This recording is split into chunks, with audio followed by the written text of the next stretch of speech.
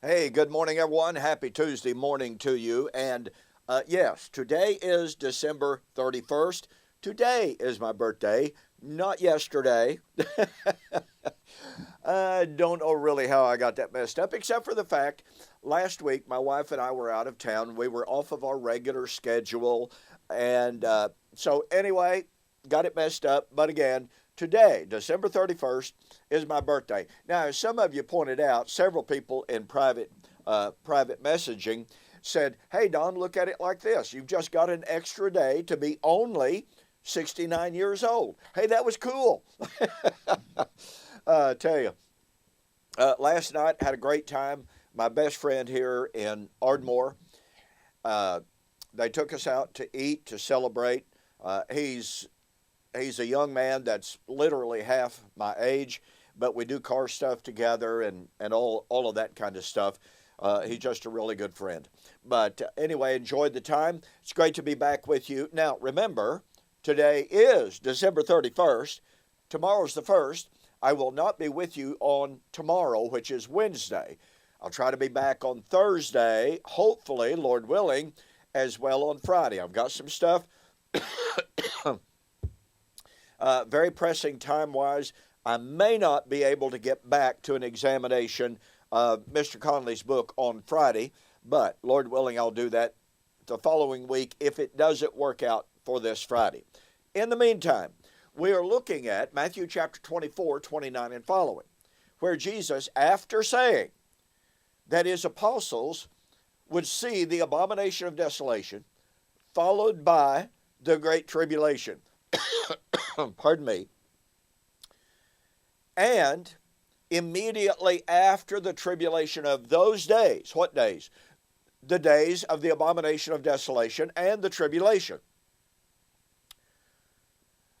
The sun will be darkened, the moon will be turned to blood, the stars of heaven shall be shaken and not give their light, the powers of the heavens shall be shaken. Now, pardon me. When it comes to these verses, we have one of two choices. We have a choice to look at this language of the sun being dark and the moon being turned to blood, etc., in a literalistic manner.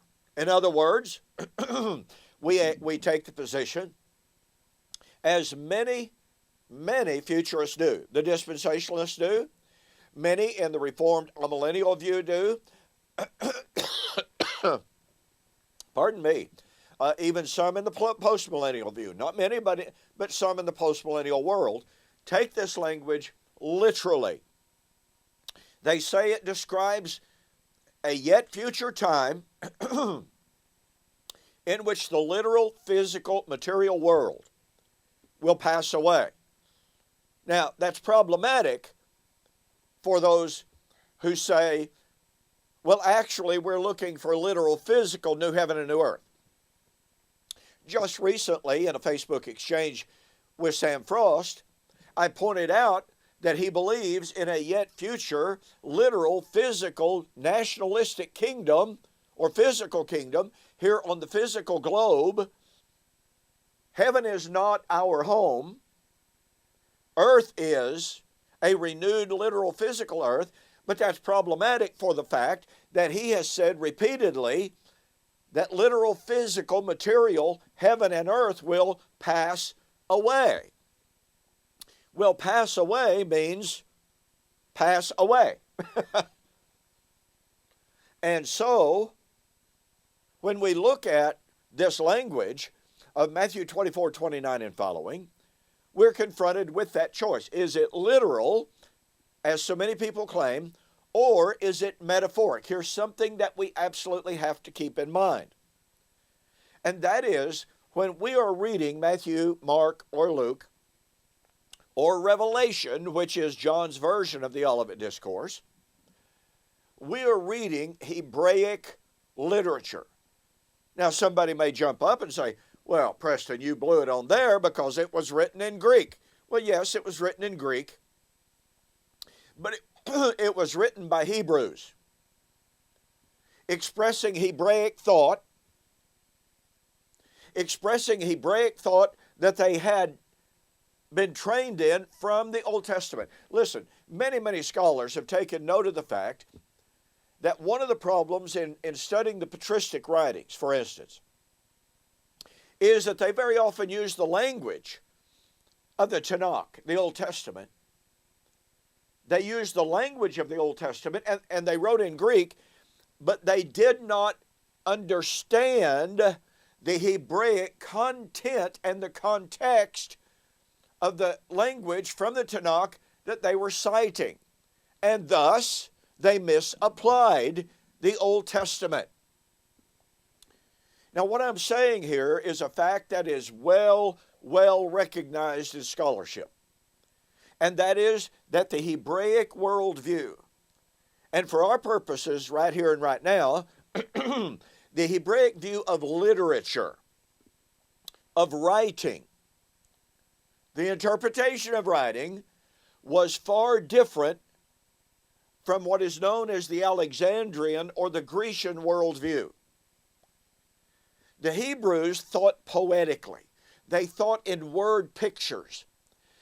Now, I'm not saying they could not express things literally, but they also thought in far more metaphoric terms than you and I are normally aware of. Let me read to you a quote, perhaps two, time permitting here, of some scholars who recognize the difference between the way the Hebrews wrote and thought and interpreted, expressed themselves, versus the Grecian worldview, the worldview that you and I were trained in. You and I, almost undoubtedly, never sat in a class in which our instructor said, now listen everyone, I want you to understand I'm training you in the Alexandrian, the Grecian worldview. It's opposed, it's totally different from the Oriental worldview, from the Hebraic worldview. I certainly never heard anyone express that. But let me read to you from an article by a scholar named Graydon Snyder. The article is entitled "The Literalization of the Apocalyptic Form in the New Testament Church," unquote. Now, there's a real mouthful for you. This is found in the Chicago Society of Biblical Research, Volume 15, written in 1969, pages 5 through 18.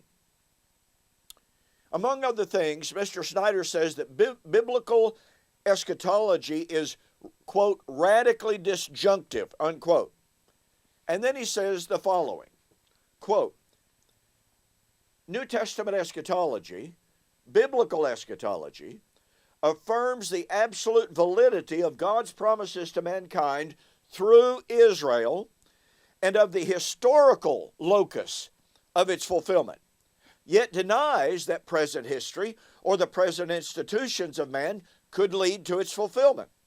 Paul proclaimed this eschatological form not only in terms of mythology of the cross, but also with a full-orbed apocalyptic framework. By the way, when he refers to the mythology of the cross, he's not denying the cross. All right? He's talking about the story of the cross. In the Hellenistic world, catch this, in the Hellenistic world, this apocalyptic form was understandably misunderstood.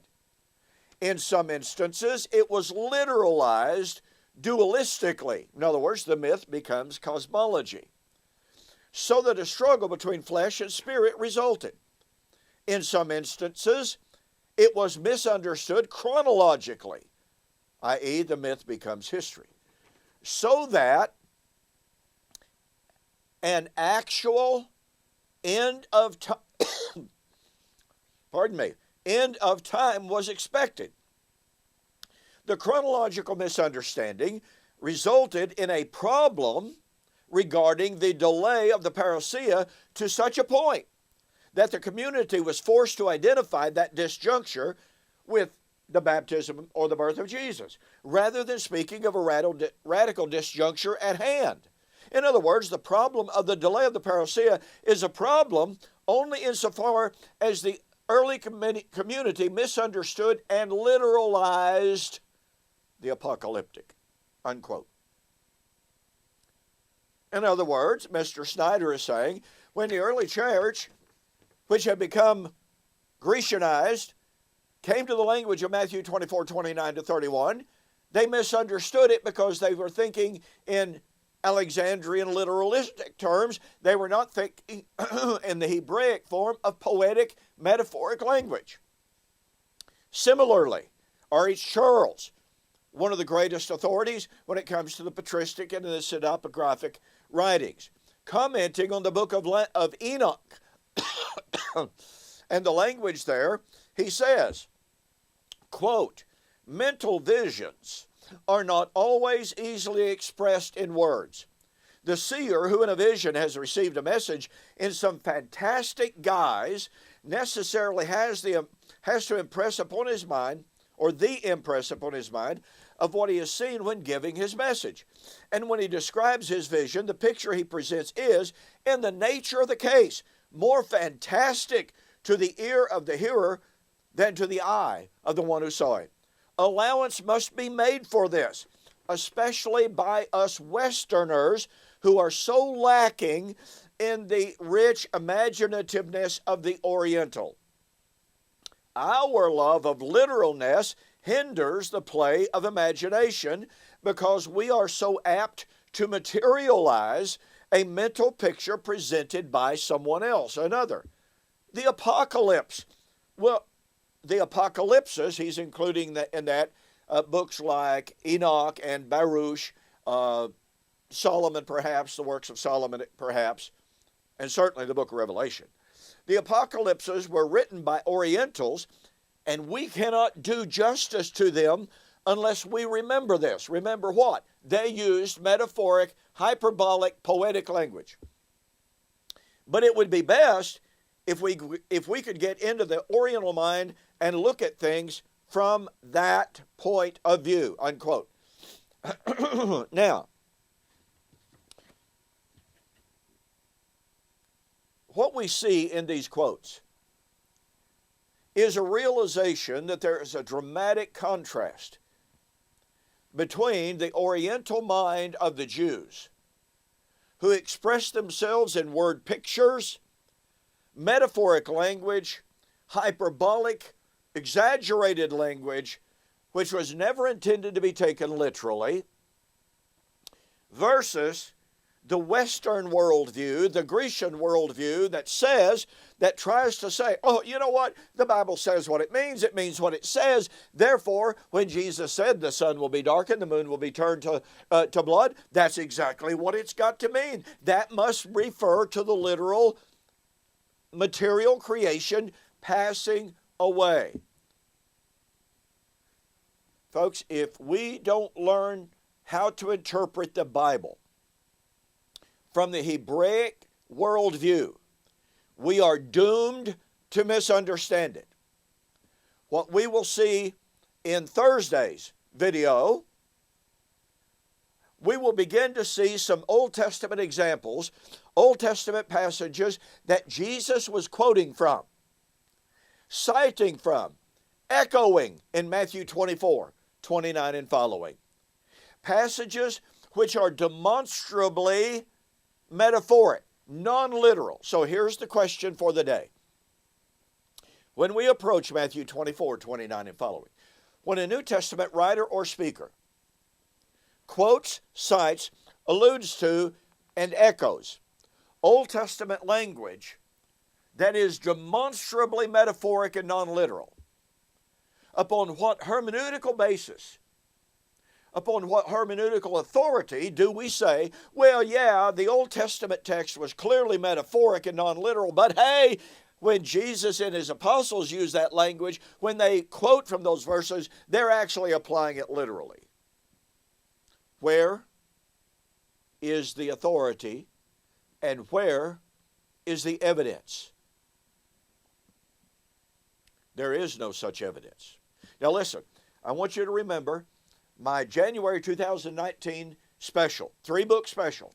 I appreciate so much the great response to the November and December 3-book special. By the way, I'm still filling orders. If you haven't gotten yours and you ordered yours, a couple of weeks ago, I do apologize for that. But we mailed out a bunch of orders yesterday. We're mailing out a bunch of orders again today. And we're still waiting on more inventory. Please be patient with me, okay? Well, for January 2019, 3-book special. Regular price for these 3 books would cost you $60. The Elements Shall Melt with Fervent Heat, in which I deal with the language of the sun being darkened, the elements passing away. Like Father, like Son, on Clouds of Glory. We're waiting on more inventory, by the way. Should be here very soon. And Did Heaven and Earth, or Have Heaven and Earth Passed Away? Once again, regular price $60, almost $61. November 2019 3-book special. I'm sorry, it's not good for overseas. Total delivered price $40. There is a banner at the top of my website page, donkpreston.com. Go there, link on the tab, and order the books. You'll be really, really glad you did. Okay, thank you so very, very much for joining me for this morning's Morning Musings. Lord willing, I'll see you on the flip side.